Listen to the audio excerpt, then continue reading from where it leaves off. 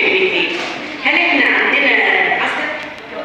احنا ما عندناش عسكر، العسكر ده المنتظر اللي هم بيحاربوا في سوريا، اللي بيروحوا ياخدوا فلوس ومعونات ويحاربوا.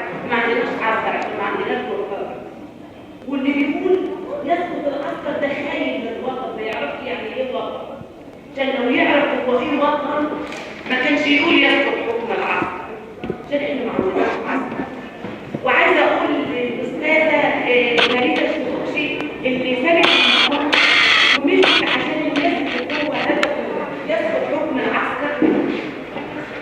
انا بشكرها وبقول لها يعني انت مواطنه صالحه. واقول لجماعه الاخوان المجرمين اللي بيتكلموا باسم الدين كفايات ضرب الدين وكفايات الجنات. وبعدين احنا مش هنعمل مصالحه معاكم ابدا عشان انتوا جماعه اولا.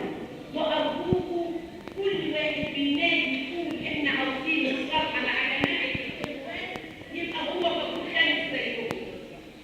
واحنا مش هنخاف من الام عشان احنا ناس جامده وما بنخافش. ونقول للشرطه والجيش انتوا كملكوا على راسنا واحنا من غيركم معلش. انا انام في بيتي والشرطه عسكري اللي واقف ده بيحميني وبيحمي حدودي. الجيش اللي هو بنقول عليه عسكر والجيش ده جيش حر، ده جيش مصري اللي خير جنود الارض لو